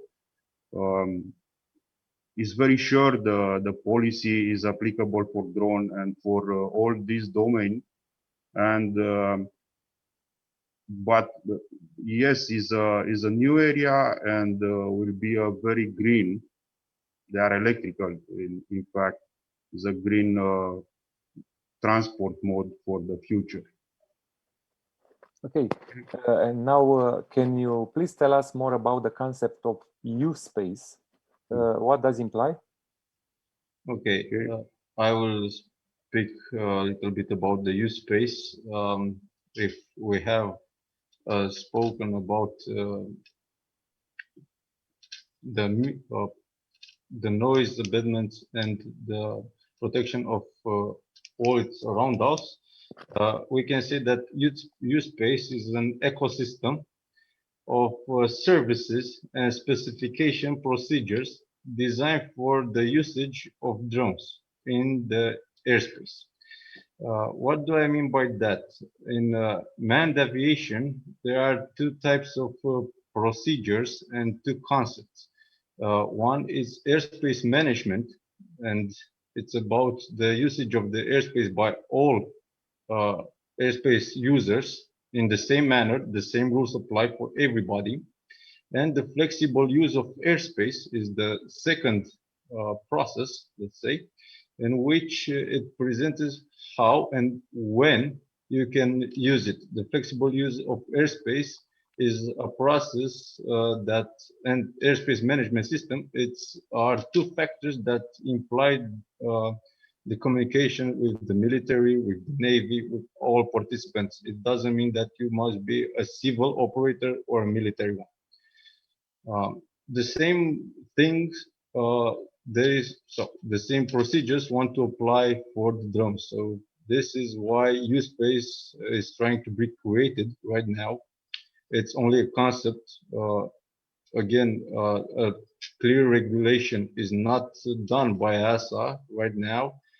It's only a proposition. What does use space mean? It means that a drone operator can have a higher autonomy on the drone, and the drone can fly in a higher or a larger distance than it usually does as for approving an operation. So what do I mean by that? Airspace is divided into flight levels, or it's with no rules and regulations applied for the, let's say, for the minimum height of 120 meters. Then you will have the airspace class G. Below that, the use space are creating the very low level airspace, it's called. It's a coordination from the ATM's point of view to all drones operations.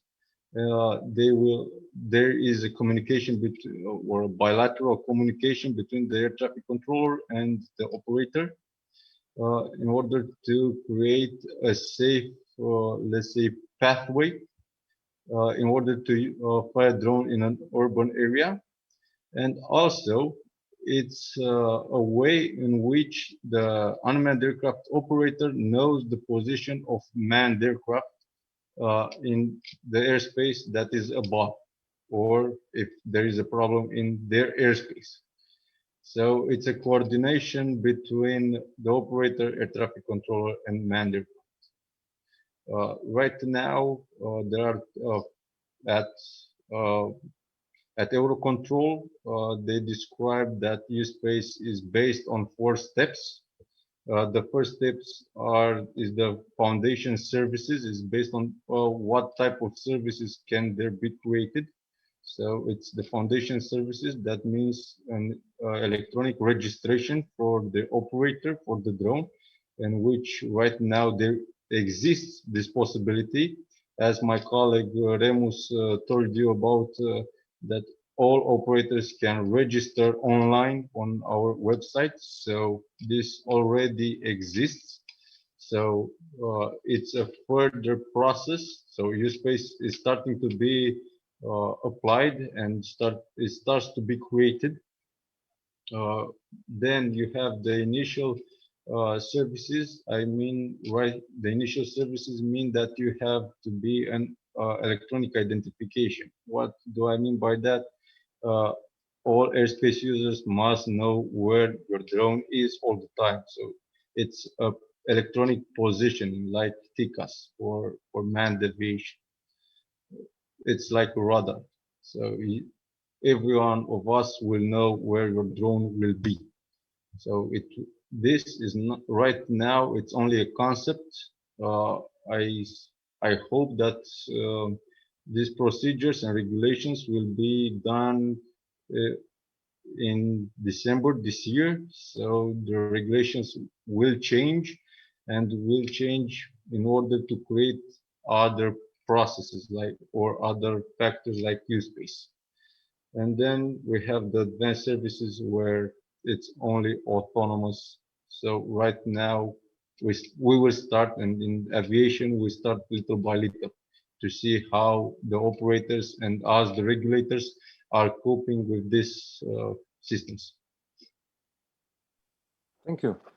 Sustainable Mobility Forum is about finding solutions and alternative means of transportation to reduce NOxes and save lives. Today with us is Cristian Macedonski, President of the Association Smart City Brașov. Cristian, unfortunately, Brașov has quite a high rate of pollution. How are authorities acting to reduce it if we refer to transportation? Yes, the authorities are working hard to reduce the pollution, and they have also, the mayor just declared last week or 10 days ago about a very high target for the city to be carbon neutral in 2015. That it's in 2050. That it's a high target, but it's not impossible to reach because we invested a lot in electronical vehicles, electronical public transport and trolleys and electrical buses. And I'm sure in 2 years, 70% of the public transportation of Brașov will be electrical, or even more than 70%. And that is very healthy and very good for the environment. We are discussing also in Brașov, not just in the city of Brașov, also for the surroundings, for the metropole region of Brașov, to invest and to implement a network of bicycle lanes to connect all the villages and cities around Brașov with this network. Is very important also for the health of the citizens, and to connect through this with electrical bikes or normal bikes the villages and the cities. But it's also important for tourism, for developing a special cyclotourism in our region. We are, you know, better than we are the uncrowned capital, touristical capital of Romania, with a Bran castle, with the castles and fortresses, with the fortified churches around Brașov, with a skiing area, of course, and the mountains and hiking. And that is very important to offer our tourists, but also all the citizens, the possibility of this modern transportation. And I think it's also important to discuss about the latest development of Brasov for the mobility is the Brasov Airport, International Airport. The Brasov International Airport is, I think, the development of a new airport from the last 50 years of Romania, in Romania.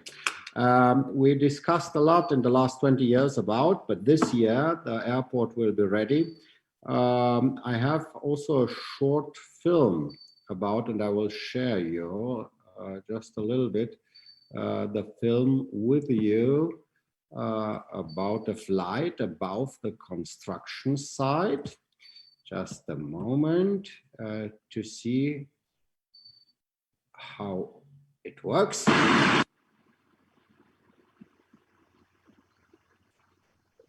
is a landing lane. Here comes the terminal. Now they are working in the inside.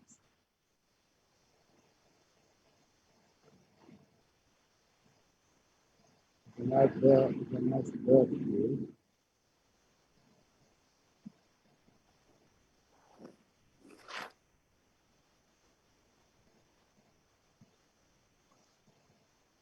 And I have also some pictures from the inside. Okay, it's ready. Now I want just a little bit to change to the pictures and to show you a little bit more. This is a beaconing system. It's a very modern beaconing system with LED illumination. I just have to see how I can change the pictures. Okay, here you can see details about the beaconing system. This is the baggage claim. A little bit pictures from outside of the airport. And I'm sure in the mid of summer, the airport will be ready. And I had a discussion with Mr. Ralf Gaffal, is the general manager of Munich Airport International. They are very interested of future collaboration with Brasov Airport. It's very important to be connected also with drones. I had in 2019 a smart airport city conference in Gimbav, near Brasov, where the airport is. And airport of Linz was here, and the general manager told us 2 years ago about the possibility to implement an air taxi from the city of Linz to the airport. I think it's interesting to see how air taxi like this is working with drones. And I'm sure for Brasov it's also possible, because from the city center of Brasov to the airport we have around about 10 kilometers. But I'm very wondering also if it's possible for drone operator to connect cities, for example, or to connect airports through drones, air taxis, for example, to connect the Brasov airport to Sibiu airport or to Bucharest airport. And I wanted to ask Duncan about this possibility, but maybe can Justin give us some information about. Thank you. Okay, I will speak from the regulation point of view, not as an operator. So these types of, let's say, procedures or operations with unmanned aircraft, like taxi aircraft or passenger transportation, it will be applicable for, let's say, for all manned and unmanned aircraft but all the regulations must be modified in order to create a legal basis. What do I mean by that? For manned aircraft in the European Union and for all member states, the regulation 965 from 2012 is applicable for air operations. For manned it's air operations, but it's for manned aircraft. EASA created an opinion for the certified category, which is the category for drones and for operations that transport passengers and cargo. Right now, they say that they will modify the regulation 965 for manned aircraft in order to include even the transportations with unmanned aircraft. So right now, it's only let's say it's only based on some papers and discussions are made. Is nothing specific and is nothing that it may be tangible.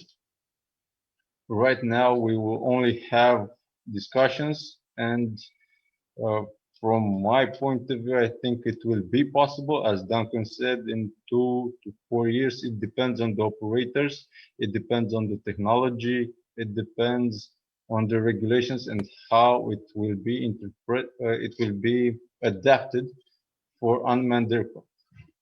Christian, to make additional comments to my colleague Justin, be very careful. The applicable rules is not only 965, it's also the requirements regarding the airworthiness certification of the aircraft will be also applicable for the drones from certified category. So we speak about the type certification of this equipment and also airworthiness issue of the certificate of the airworthiness.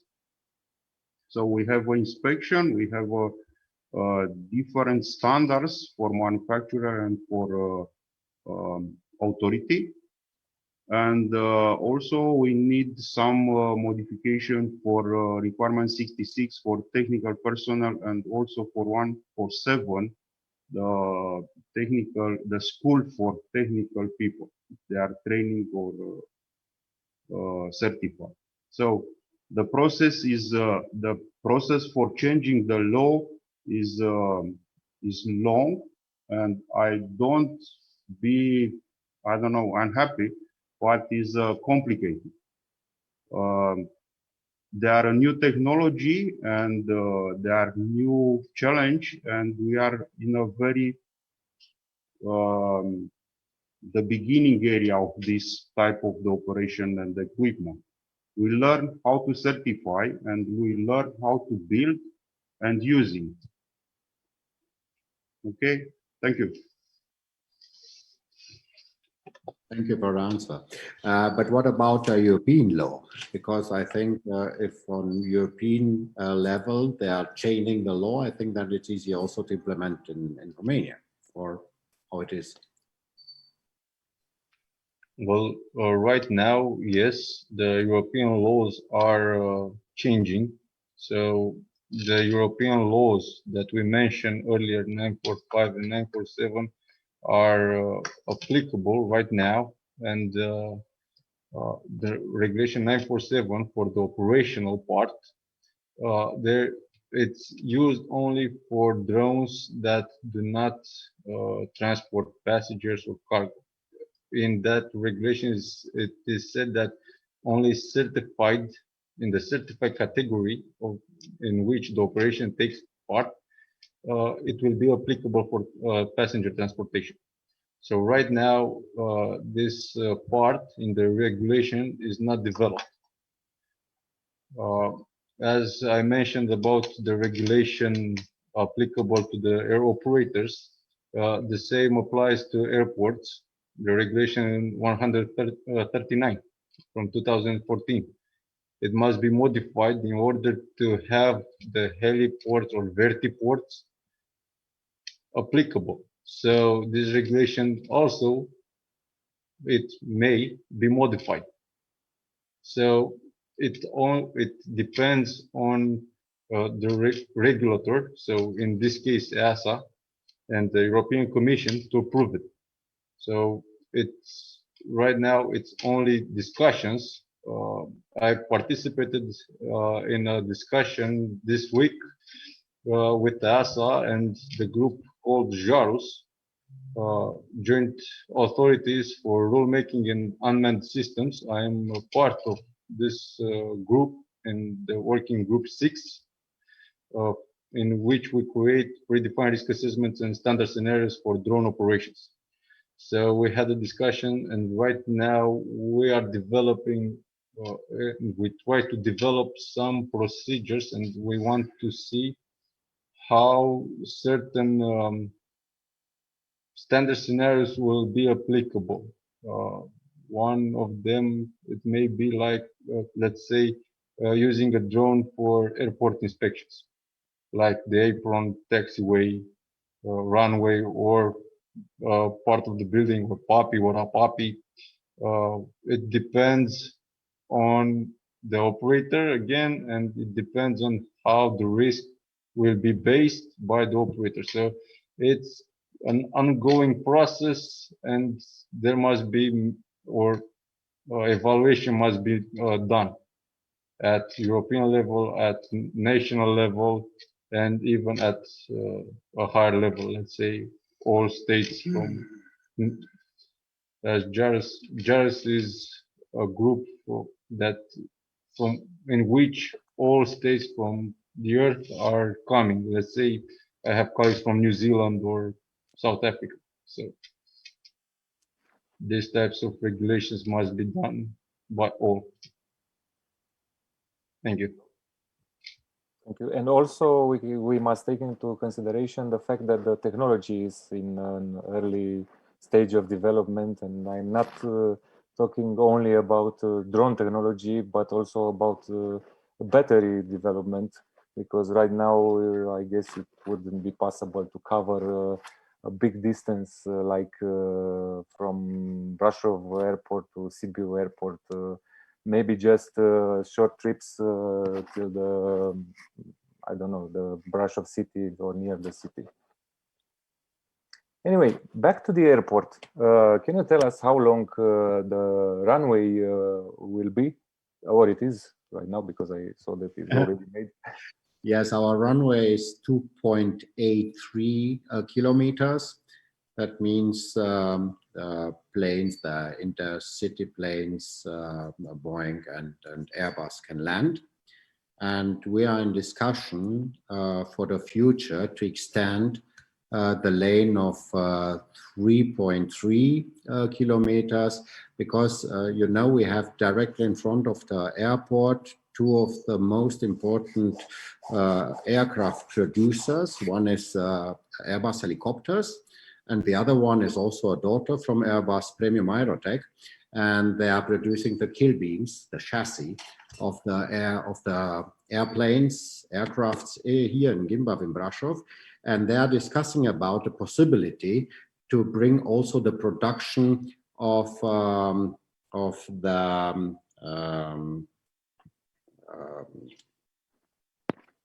sorry, I don't know the name in English, Aripi. Wings, sorry, yes. Of the wings for the airplanes to Gimbav. And these wings are transported with the Airbus Beluga.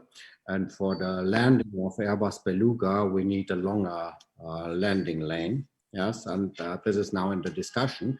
It will be very important for our economical destination in Brasov, and also for Romania, if they are bringing the production of the Airbus wings in our region. That's a good benefit that this new airport will bring to Romania economy and to us as a country. Other benefits, can you think about? Oh, the benefits are huge. For example, for tourism.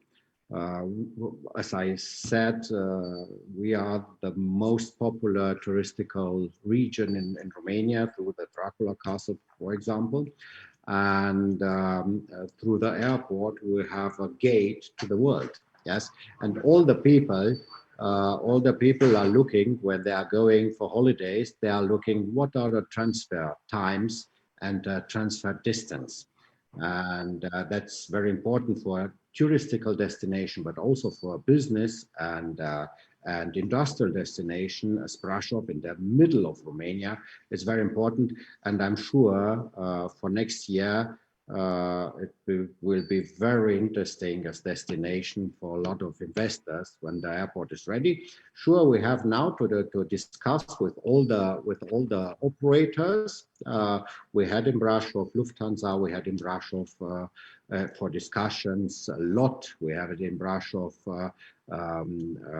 the Israel Airlines, and all are very interested to have flights from here.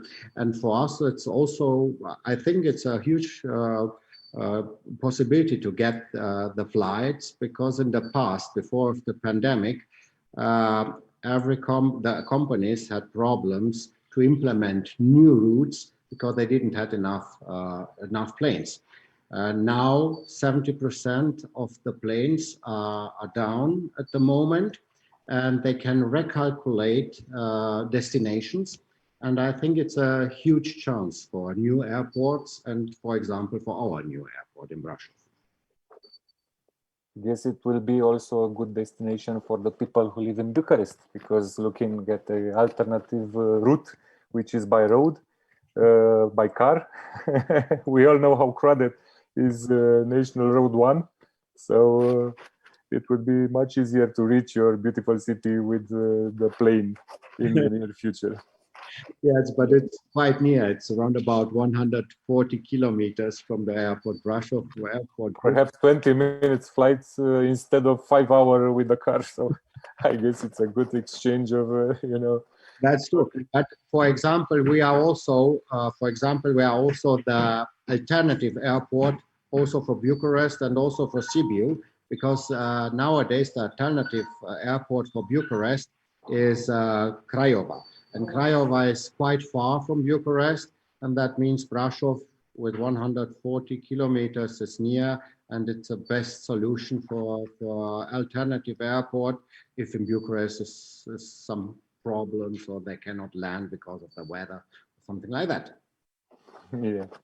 Okay. Justin, back to you just for one more question. Who can fly a drone? Or what can you do to obtain a license, or how hard it is to, operate a drone? I don't know, for all kind of applications. If you can tell us more. Okay, so first of all, everybody can fly a drone. It's not hard to fly it. It's not hard to learn how to fly it. But it depends on the operation, and it depends on the drone. What do I mean? The regulation 947 has certain specification about the categories that can be in which an operation can be used. So what do I mean by that? There are three categories of operations.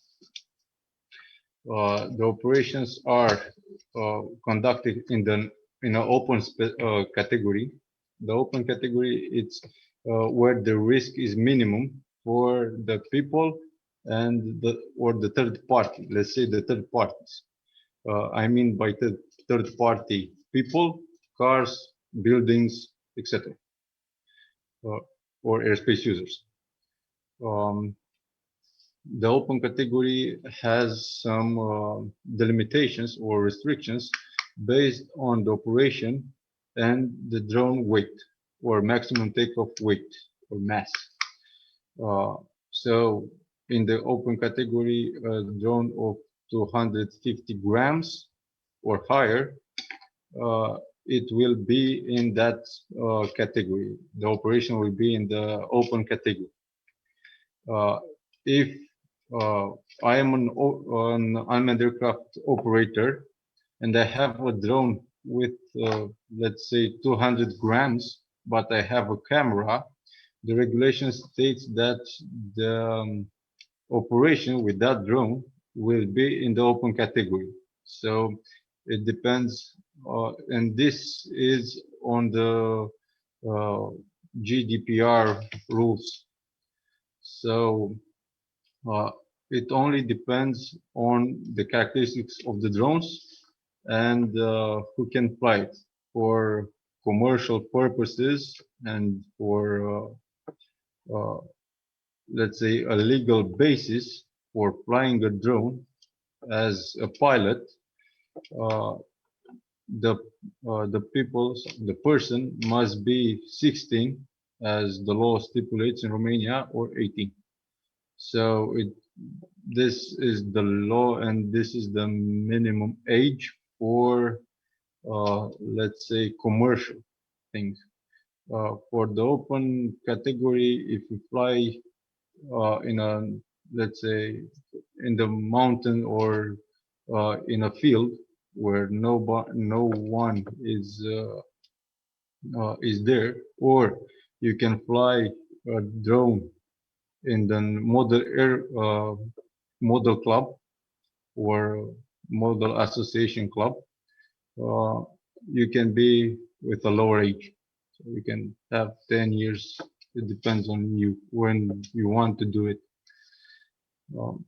The risks for the specific category are higher because it implies that the specific category can fly over people that are not involved in your operation. It can fly over buildings, and you have to create that risk assessment that it's called SORA, Specific Operational Risk Assessment, and you must have an ops manual in which you present your operations, how you will do it, what happens in normal operation conditions, what happens in emergency conditions. It's an ongoing process. All these things that I'm presenting to you right now are written in the regulations. So they are public. Everyone can see them. From my point of view, everyone can fly it, but everyone must know the consequences and what are the rules, what are the applicable rules. Thank you. Thank you. Thank you. Okay, we are slowly approaching the end of our discussion. It's the time, if anyone of you have questions for the panel colleagues, please, you are free to address them. If not, hi Dan, okay. if I may. I don't necessarily have a question, but because I'm also talking from a European perspective, just wanted to draw attention to an initiative from the European Commission. It was started 5 years ago, or actually 6 years ago already. It's a portal for drone regulation around Europe. It's called dronerules.eu, and there everybody can find all sorts of information, whether they are professional or private users of drones, about insurance, liability, and everything they need. If I can quickly show you how this looks like. So this is the portal. And here you can either choose whether you're a professional or using it for a private activity. Let's say that we're a private user, and they have all sorts of tools explaining how to deal with this in a responsible manner. It gives information about the legislation map, and it's an interactive map. If you click on it, you can actually get information on every country in the European Union. So just wanted to draw attention to this. Nice, thank you. Okay, so this is it for today. Thank you all for being here and sharing with us such valuable information. Of course, personally, I look forward to seeing where technology will lead us, and when we'll be able to see urban deliveries with drones and people movement taxis, air taxis, and other technologies that until a few years ago seemed like science fiction, to be honest. Let me just thank once again to our partners today, Next Energy, Private Jets Europe, Skyports, European Business Aviation Association, and Top Gear. I wish you all a very good day, and hope to see you well next time. Goodbye. Thank you very much, and goodbye from Brasov, and see you soon. Yeah, thank you. With a plane. Thank you. Or with a drone. Or with a drone. Let's hope so. Thank you once again for the